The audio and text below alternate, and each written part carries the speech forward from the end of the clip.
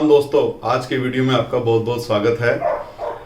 आज का हमारा चर्चा का विषय रहेगा 14 अक्टूबर सर्वपित्र अमावस्या वाले दिन जो सूर्य ग्रहण पड़ रहा है उसका हमारे ऊपर या हमारे देश के ऊपर क्या प्रभाव पड़ेगा।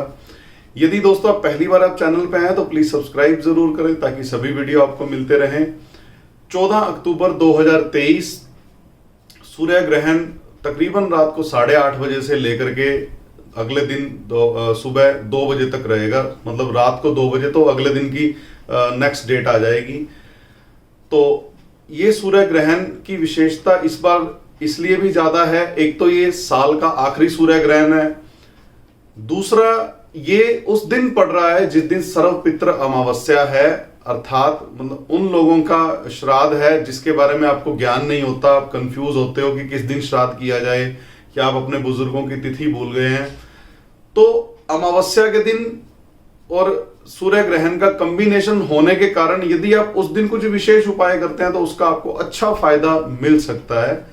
पहले तो ये चर्चा करेंगे कि भारत में क्या इसका असर होगा। तो भारत में इसका असर नहीं होगा। ये देखा कहां पे जाएगा, ज्यादातर ये अमेरिका का कुछ एरिया हो गया, कनाडा का कुछ एरिया, मैक्सिको, अर्जेंटीना, क्यूबा या ब्राजील, इन एरियाज में ये दिखाई देगा। यदि आपका कोई रिलेटिव वहां पे रहता है और वो प्रेगनेंसी उसकी चल रही है तो आप उसको सूर्य ग्रहण की जो गाइडलाइंस होती हैं वो आप बता सकते हैं, फॉलो करवा सकते हैं।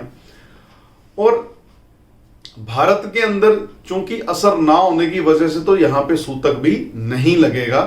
हाँ, लेकिन कुछ विशेष परिस्थितियां ऐसी होती हैं जो हमारी कुंडली के अंदर यदि पाई जाएं तो ग्रहण चाहे कहीं भी लग रहा हो उस दौरान उनको वो प्रिकॉशंस लेनी पड़ती हैं, कुछ रेमेडीज करनी पड़ती हैं।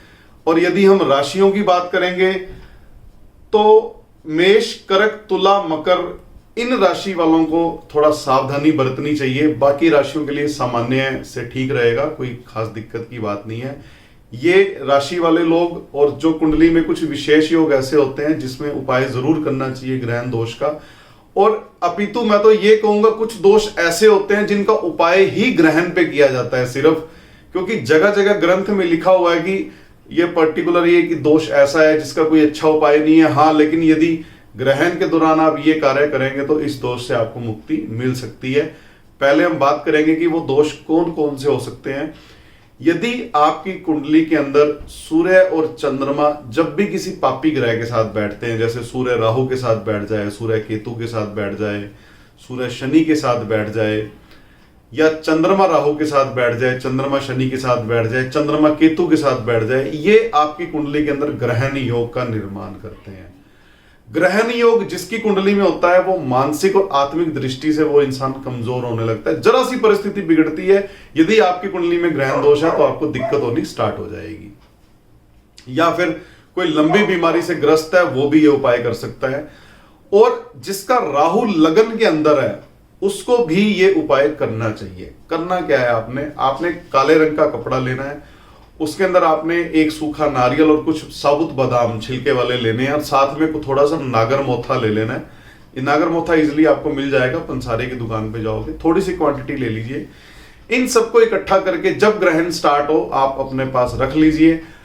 ग्रहण के दौरान यदि आप जल प्रवाह करते हैं तो बहुत अच्छी बात है, लेकिन ग्रहण कभी कभी चूंकि रात के समय में पड़ता है तो या तो जस्ट पहले या फिर अगले दिन आप उसको जल प्रवाह कर सकते हैं। सारा सामान उसमें से निकाल करके और काले कपड़े तक को भी आप बाद में जल प्रवाह कर दें तो आपके लिए बेहतर रहेगा। इस उपाय से यदि जो हमने कुंडली में जिन दोषों की बात करी है, सूर्य राहु, सूर्य शनि, सूर्य केतु, चंद्र राहु, चंद्र शनि, चंद्र केतु या राहु लगन के अंदर हो, तो इन लोगों को जब जब समस्या आएगी और ग्रहण के दौरान यदि ये उपाय करते रहेंगे तो डेफिनेटली इनको बड़ा अच्छा उसका फल मिलेगा, बड़े अच्छे उसके परिणाम मिलेंगे। जो इनका मानसिक बल और आत्मिक बल कमजोर पड़ रहा था उसमें इनको थोड़ा सा अच्छा महसूस होने लगेगा, डिसीजन लेने की पावर इनकी बढ़ जाएगी। और मैं पर्सनली जो मेरा अपना एक्सपीरियंस है मैं ये भी कहूंगा कि इन योगों वालों को जिन योगों की हम बात कर रहे हैं, सूर्य के साथ और चंद्रमा के साथ जो पापी ग्रहों के योग बनते हैं या राहु लगन में हो, तो ग्रहण के दौरान इन लोगों को कोई महत्वपूर्ण डिसीजन नहीं लेना चाहिए। तो 14 अक्टूबर को सूर्य ग्रहण के दिन आप कोई बड़ा डिसीजन ना लें, अपना मन जो है वो भगवान की तरफ केंद्रित करें, अच्छे कर्म करें, निंदा चुगली से बचें, प्रयास करें कि घर में यदि आप रहें तो अच्छी बात है, क्योंकि बाहर जाएंगे कोई ना कोई झगड़ा फसाद होगा, कोई ना कोई डिसीजन गलत हो जाएगा जिसकी वजह से फिर आपको आगे दिक्कत आएगी।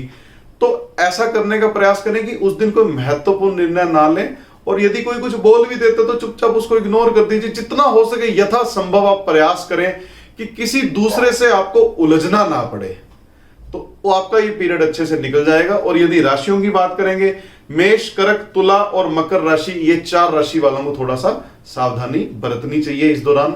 इनको भी महत्वपूर्ण डिसीजन लेने से बचना चाहिए। और जिस उपाय की हमने चर्चा की है वो उपाय उनको जरूर करना चाहिए जिनकी कुंडली में सूर्य है, चंद्र ग्रहण योग है।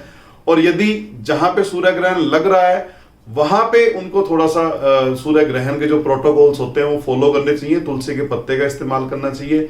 यदि कोई प्रेग्नेंट लेडीज है तो सूर्य ग्रहण के दौरान उसको बाहर नहीं निकलना चाहिए। तो इन चीजों को यदि आप ध्यान रखेंगे तो आपको कोई दिक्कत नहीं आएगी। तो आज दोस्तों हमने चर्चा की 14 अक्टूबर को लगने वाले सूर्य ग्रहण के बारे में, जो कि सर्वपित्र अमावस्या के दिन लग रहा है। और यदि आप उपाय करते हैं, उस दौरान दान करते हैं और कुछ अगर कुंडली में बुरे योग हैं और जो उपाय हमने बताए वो करते हैं तो आपको तुरंत उसका फायदा मिलना शुरू हो जाएगा। यदि सब्सक्राइब नहीं किया दोस्तों तो प्लीज सब्सक्राइब जरूर करें ताकि सभी वीडियो आपको मिलते रहें। जल्दी मिलते हैं नए वीडियो में नए टॉपिक के साथ, तब तक इजाजत दीजिए, नमस्कार।